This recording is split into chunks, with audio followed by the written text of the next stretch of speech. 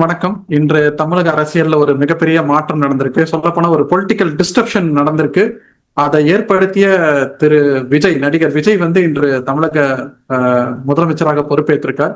So முதற்கண் அவங்களுக்கு ஒரு மிகப்பெரிய வாழ்த்துக்களை நானும் அஸ்ட்ராலஜர் அஸ்வின் ரெண்டு பேரும் சேர்ந்து சொல்லிக்கிறோம். அஸ்வின், உங்களோட பாயிண்ட்.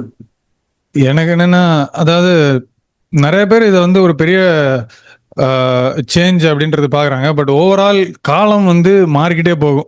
யாருமே நிரந்தரமா இருக்க முடியாது. நாளைக்கு விஜயும் மாறுவாரு.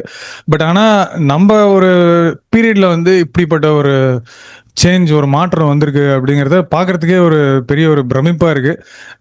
50-60 வருஷம் தமிழ்நாட்டை முன்னடத்தி கொண்டு போன திராவிட கட்சிகள் இன்னைக்கு பின்தங்கி இருக்கிற ஒரு அமைப்பு வந்திருக்கிறத நம்ம பார்க்குறோம். ஸோ ஒரு பெரிய ஒரு சேஞ்ச் தான், ஒரு மேசிவ் டிஸ்ரப்ஷனாக தான் நானும் இதை பார்க்குறேன். ஸோ கங்க்ராச்சுலேஷன்ஸ் திரு விஜய் அவர்களுக்கு. ஒரு ஒரு மாற்றத்தின் ஃபோக்கல் பாயிண்டாக அவர் வந்துட்டார். நிச்சயமா. இப்போ இன்னைக்கு மே 10ஆம் தேதி காலை 10:18 அவர் பதவியேற்றிருக்காரு. ஸோ அப்ப இந்த டைமுக்கு நம்ம ஒரு ஜாதகம் கணிச்சு முகூர்த்தா அண்ட் மண்டேன் அஸ்ட்ராலஜி பேசிஸ்ல இப்போ இந்த அடுத்த வருஷம் இந்த கவர்மெண்ட் எப்படி இருக்க போகுது அப்படிங்கறத நம்ம ஒரு அனாலிசிஸ் பண்ண போறோம். ஸோ அதுக்காக நான் முத்துவிஜயன் இளங்கோ அண்ட் அஸ்வின் சுப்பிரமணியம் இருவரும் பேச போறோம். ஸோ முதல்ல இந்த சார்ட்டை முதல்ல பார்த்த உடனே நமக்கு தெரிஞ்சது என்னன்னா, அஷ்டமியில கவர்மெண்ட் ஸ்டார்ட் ஆயிருக்கு. ஸோ எல்லாருக்கும் ஒரு மிகப்பெரிய கேள்வி இருக்கும். ஸோ அஷ்டமி கவர்மெண்ட் ஸ்டார்ட் ஆயிருக்கு, இது நல்லதா? ஸோ உங்களோட பார்வை என்ன? எனக்கு என்ன அப்படின்னா, அஷ்டமி ஒரே ஒரு விஷயம் கிடையாது. அது தவிர ஜாதகத்தில் நிறைய விஷயம் இருக்கு. இப்போ நீங்க சொன்ன மாதிரி 10-18 அதுதான் முக்கியம். அந்த நேரத்துல கிரக நிலைகள் எப்படி இருக்கு, என்ன லக்னம் வந்திருக்கு, கிரகங்கள் எங்க இருக்கு அப்படிங்கிறத வச்சுதான் நம்ம இந்த ஆட்சி நிக்குமா நிக்காதா, இதோட குவாலிட்டி எப்படி இருக்கும், மக்களுக்கு எல்லாம் நல்லது செய்ய முடியுமா செய்ய முடியாதா, எப்பேற்பட்ட இடையூறுகள் வரும் அப்படிங்கிறத நம்ம அந்த கட்டத்தை வச்சு மட்டும்தான் சொல்ல முடியுமே தவிர, வெறும் அஷ்டமியை வச்சு நம்ம தனியா ஏதாவது சொல்லிட்டோம் அப்படின்னா அது தப்பாயிரும். அது கரெக்டான ஒரு மெத்தட் கிடையாது அப்படின்னு நான் நினைக்கிறேன். ஸோ அப்போ உங்களோட பாயிண்ட் ஆஃப் வியூல அஷ்டமியை மட்டும் வச்சு பார்க்காம ஜாதகத்தை ஒரு ஹோலிஸ்டிக்கா கிரக நிலைகளை பார்க்கும் போது தான் இந்த கவர்னன்ஸ் எப்படி இருக்குங்கிறது சொல்ல முடியுங்கிறீங்க. ஸோ அப்போ டேரக்டா நம்ம அதுக்குள்ளேயே போவோம். ஸோ இப்போ அந்த சார்ட் இன்னைக்கு மே 10-18 போடும் போது இருக்கிற கிரக நிலைகளை வைத்து பார்க்கும்போது ஃபர்ஸ்ட் திங், இந்த கவர்மெண்டோட ஸ்டெபிலிட்டி எப்படி இருக்கும் அப்படிங்கிறத பத்தி நம்ம டிஸ்கஸ் பண்ணுவோம். ஸோ உங்களோட பாயிண்ட் ஆஃப் வியூல இந்த கவர்மெண்ட் ஸ்டேபிளா இருக்குமா இல்ல கவிழ்ந்துருமா? ஸ்டேபிளா இருக்குமா இல்ல கவிழ்ந்துருமா அப்படிங்கிறதுக்கு நம்ம நிறைய ஒரு அனாலிசிஸ் பண்ண வேண்டியது இருக்கு. ஸ்டெபிலிட்டி இருக்கும், இல்லாம போகும், இருக்கும் இல்லாம போகும், ஊசலாடிக்கிட்டு இருக்கும். நிறைய பிரச்சனைகள் வரும், எதிர்பாராத பிரச்சனைகள் வரும், எதிர்பாராத திருப்பு முனைகள் வரும். கூட்டணி கட்சிகள்லயே கொஞ்சம் முன்ன பின்ன சிச்சுவேஷன்ஸ் வரதுக்குண்டான சான்ஸ் நிறைய இருக்கு. எஸ்பெஷலி சனி இப்போ மேஷராசிக்கு மாறினதுக்கு அப்புறம் இன்னுமே நிறைய சான்சஸ் இருக்கு. கோயலேஷன் கவிழறதுக்குண்டான பயம், அந்த மாதிரியான பயம் கூட வரலாம். பட் ஆனா ஸ்டில் ஸ்டேபிளா ஒரு ஆட்சி தமிழக வெற்றி கழகத்தால கொடுக்க முடியும் அப்படின்னு நம்ம பார்க்கலாம். ஏன்னா அதுக்குண்டான அமைப்புமே இருக்கு. இப்போ சும்மா ஒரு ஆஸ்ட்ராலஜிக்கலா சொல்லணும்னாக்கா, மிதுன லக்னத்துக்கு உண்டான கிரகம் புதன் 11 இருக்கு. அங்க 3க்கு உண்டான கிரகம் சூரியனும் உச்சமா இருக்கு. ஸோ லக்னாதிபதி 11 இருக்கிறது அப்படிங்கிறதே வெற்றிக்கு உண்டான அமைப்பு தான். ஸோ அது அந்த ஒரு ஃபேக்டர் நம்மளுக்கு கிளீனா ஓகே, ஒரு கவர்மெண்ட் நிக்க போகுது அப்படிங்கிறது நம்ம புரிஞ்சுக்க முடியுது. அதே மாதிரி சூரியன் ஆளுமை, கவர்மெண்ட்டுக்கு, அதாவது அரசாங்கத்துக்கு காரக கிரகம் சூரிய கிரகத்தை தான் சொல்றாங்க. சூரியன் உச்சமா இருக்கு. அதனால அதுவும் 11 11th house is the house of politics. 11 சூரியன் உச்சமா இருக்கு அப்படிங்கிறது ஒரு பாசிட்டிவ் பாயிண்ட் தான் இப்போ கரண்ட் மிஸ்டர் விஜயோட கவர்மெண்ட்டுக்கு அப்படின்றது என்னோட ஃபீலிங். ஸோ கவர்மெண்ட் முன்ன பின்ன இருக்கும், இம்பேலன்சஸ் இருக்கும், பயங்கள் இருக்கும், பீதிகள் இருக்கும், கவிழ்ந்துருமோ அப்படின்னு. ஆனா கப்பல் அப்படி இப்படி கரைக்கு போயிடும் அப்படின்றது தான் என்னோட ஒரு ஜோதிட அபிப்பிராயம்.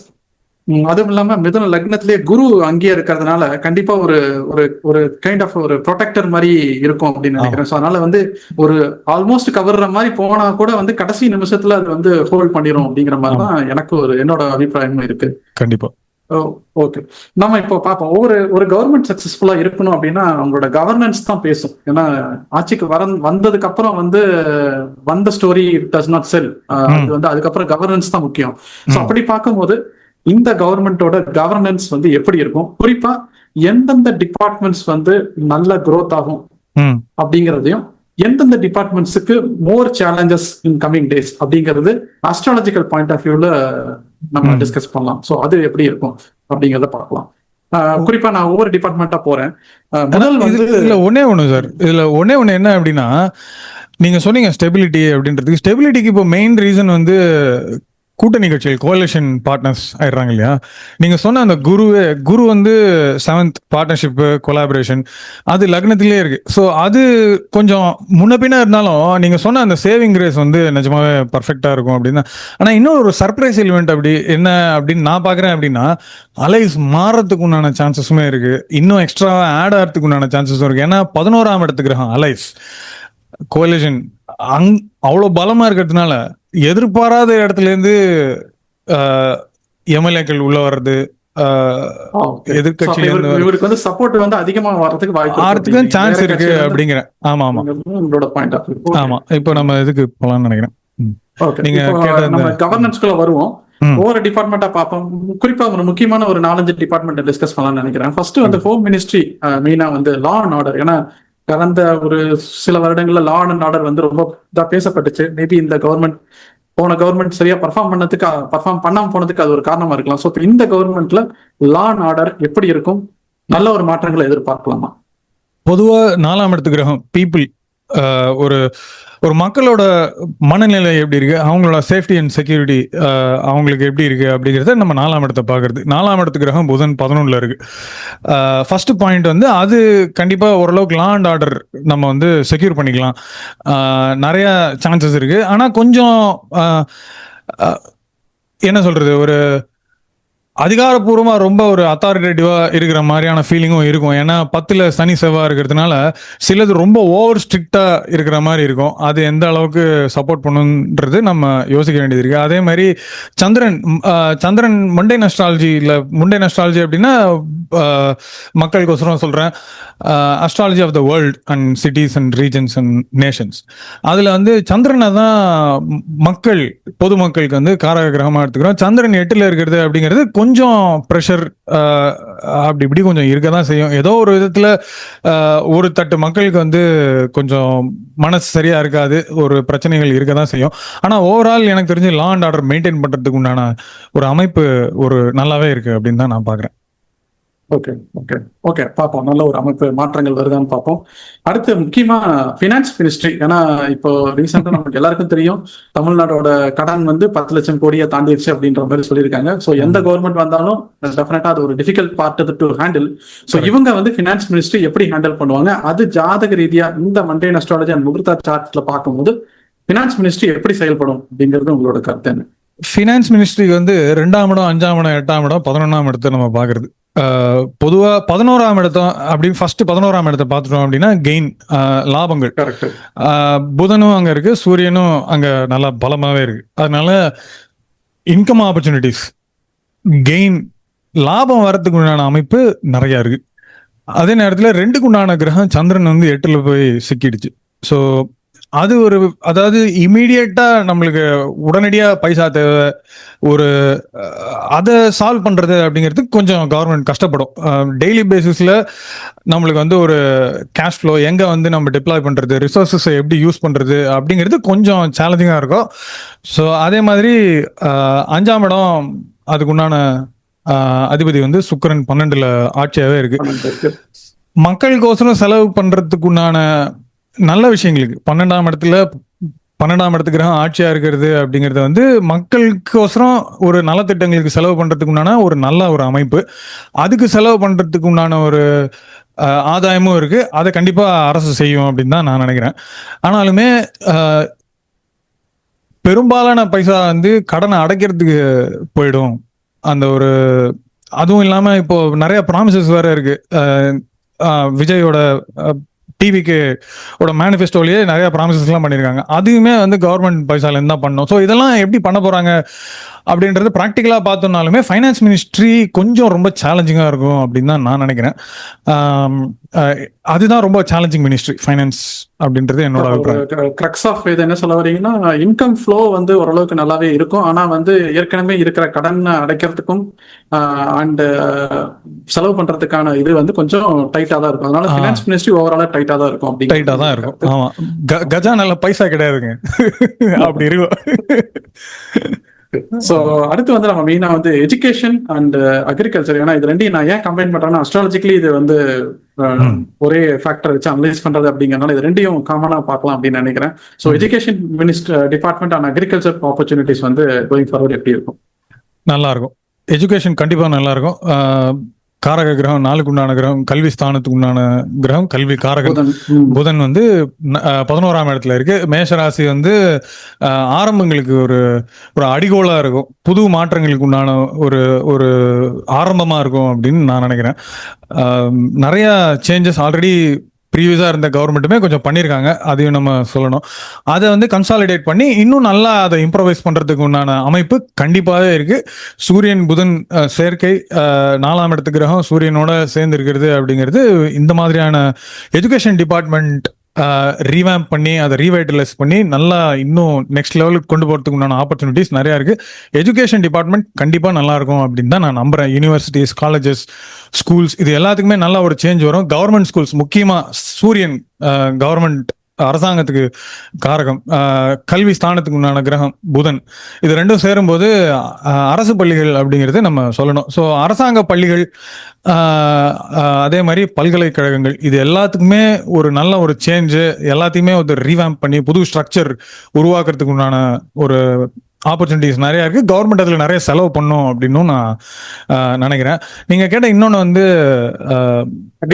அக்ரிகல்ச்சர் வேளாண்மை துறை வந்து தமிழ்நாட்டோட ஒரு பெரிய ஒரு பேக் போனா இருந்திருக்கு அப்படின்னு தான் நம்ம சொல்லணும். சின்ஸ் இண்டிபெண்டன்ஸ் எப்பயுமே ஒரு நல்ல வெல் பர்ஃபார்மிங், அந்த எஸ்பெஷலி அந்த நடுவில் வறட்சியெல்லாம் இருந்த காலத்தை தவிர மற்றபடி நம்ம நல்லாவே ஒரு டீசெண்டாகவே பண்ணியிருக்கோம் அப்படின்றது என்னோட அபிப்பிராயம். இது கண்டினியூ ஆகும் அப்படின்னு தான் நான் நினைக்கிறேன். வேளாண்மை துறை கண்டிப்பா நல்லா இருக்கும். அதுக்கும் 4ஆம் இடத்தை நம்ம பாக்குறது, 4க்கு உண்டான புதன் வந்து 11ல இருக்கு. இன்னொன்னு செவ்வாயையும் நம்ம பார்க்க வேண்டியதா இருக்கு.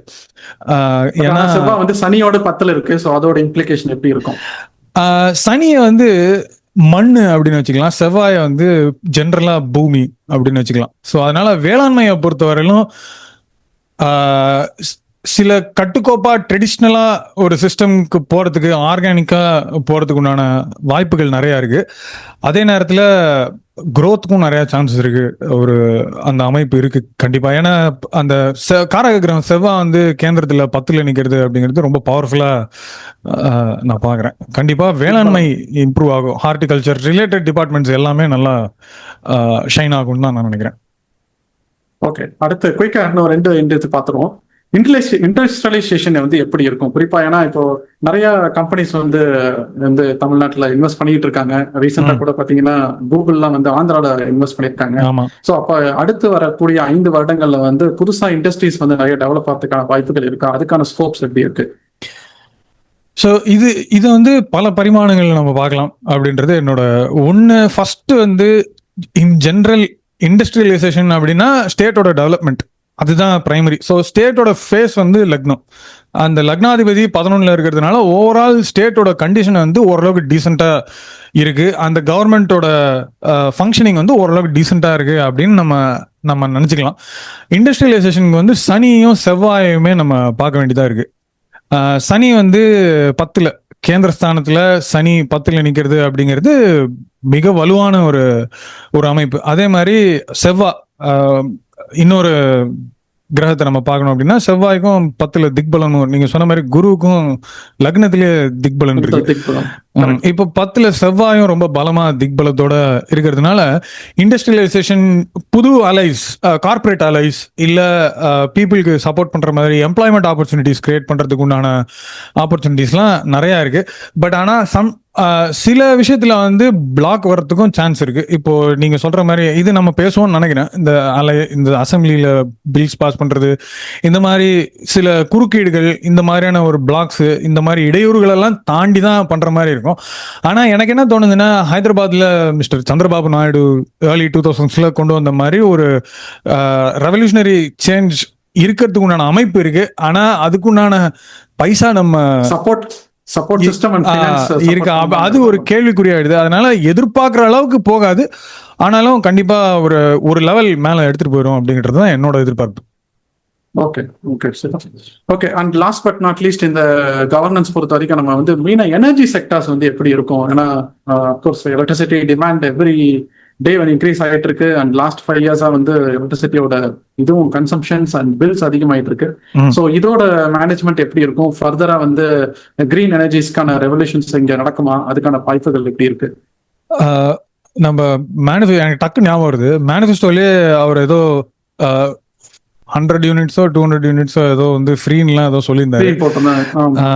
ஸோ அதனால இன்னும் அது வந்து ப்ரெஷர் தான் கிரியேட் பண்ணும். எனர்ஜியில் பைசாவும் வராது, அதே நேரத்தில் நம்ம ஃப்ரீயாகவும் கொடுத்துட்டா எப்படி இருக்கு? ஸோ செவ்வாயை பார்க்கலாம். எலக்ட்ரிசிட்டிக்கு செவ்வாய் தான் காரகிரகம். செவ்வாய் 10ல் இருக்கு. 10 வந்து மீனராசி.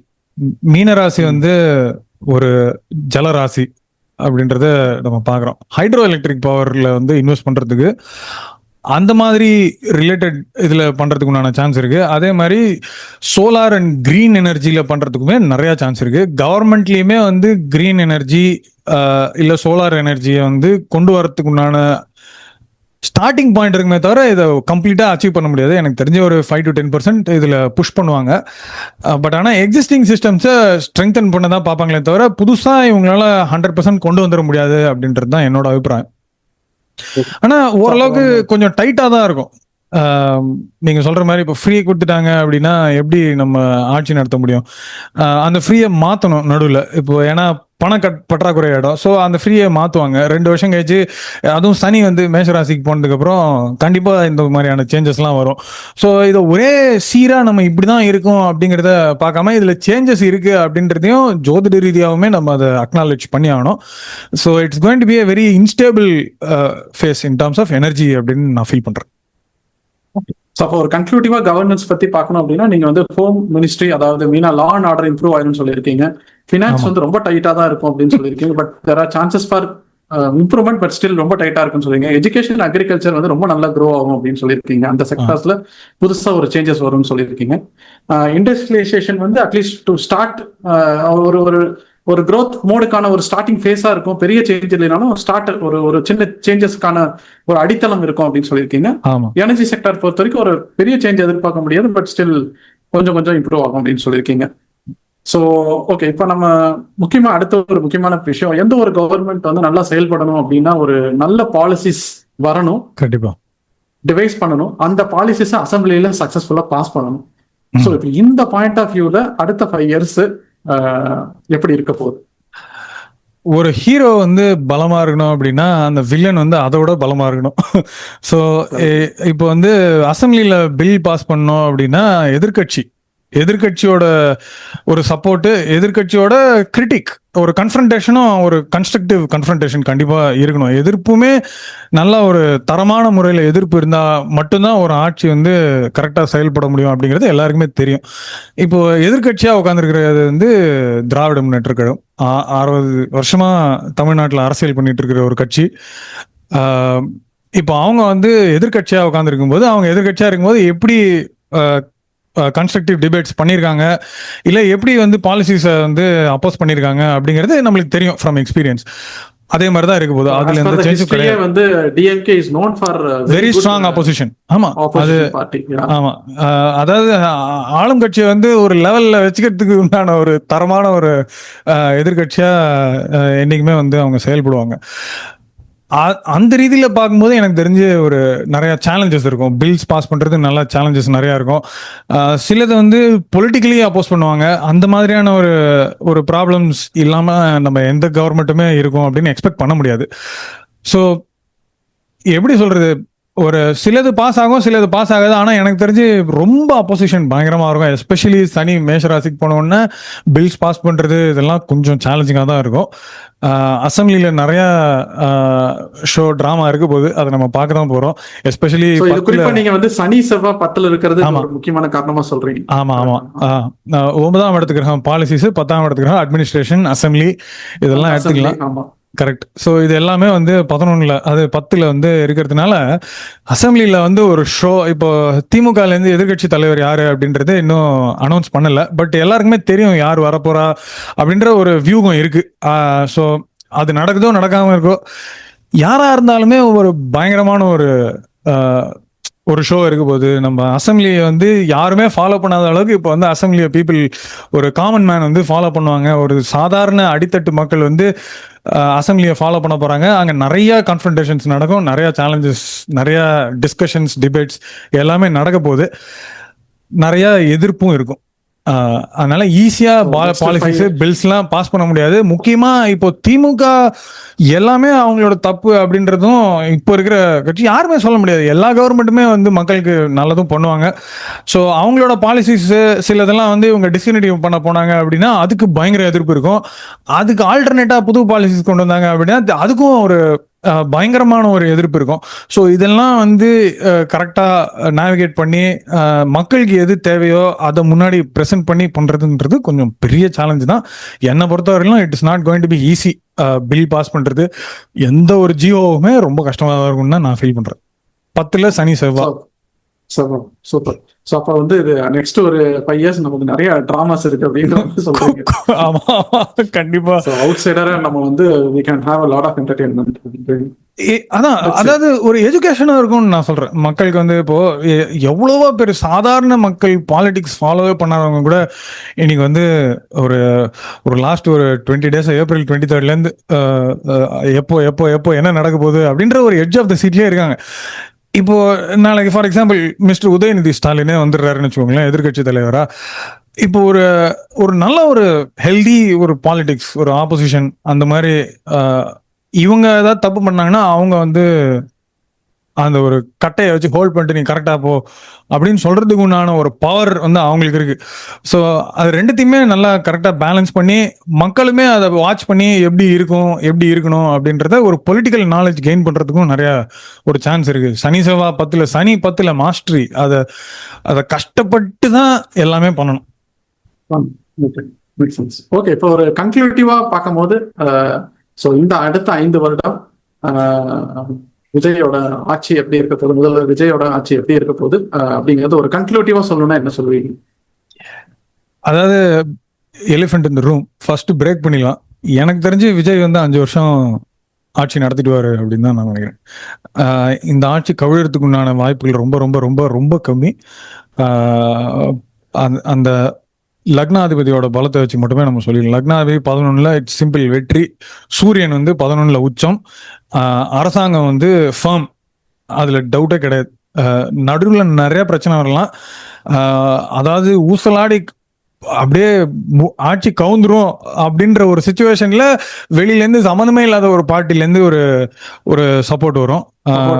கோலிஷன் பார்ட்னர்ஸ் எதிர்ப்பு ஏடிஎம்கேல இருந்து கூட வரலாம், நமக்கு தெரியாது. அதுதான் நம்ம எதிர்பார்க்காம சர்ப்ரைஸ் எலிமெண்ட்ஸ் நிறைய இருக்கும் அப்படின்றது தான். அதனால ஆட்சி வந்து கவுழாம கப்பல் கரையேறிடும் அப்படின்றது தான் என்னோட ஜோதிட அபிப்பிராயம்.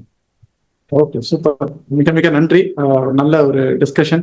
ஐ திங்க் நம்ம பல விஷயங்களை கவர் பண்ணியிருக்கோம். கவர்மெண்டோட ஸ்டெபிலிட்டி எப்படி இருக்குன்னு பார்த்துருக்கோம், கவர்னன்ஸ் எப்படி இருக்கும், அதுவும் மல்டிபிள் டிபார்ட்மெண்ட்ஸ் எப்படி இருக்குங்கிறத அனலைஸ் பண்ணியிருக்கோம், அண்ட் ஓவராலா பாலிசி அண்ட் பில்ஸ் வந்து எப்படி இருக்கும் அப்படின்னு பார்த்துருக்கோம். ஸோ நல்ல ஒரு அருமையான ஒரு டிஸ்கஷன் அண்ட் ஒரு நல்ல ஒரு வெர்டிக்ட் கொடுத்துருக்கீங்க. ஸோ மிக்க நன்றி. அண்ட் வேறொரு காணொலியிலும் மீண்டும் சந்திப்போம். நன்றி.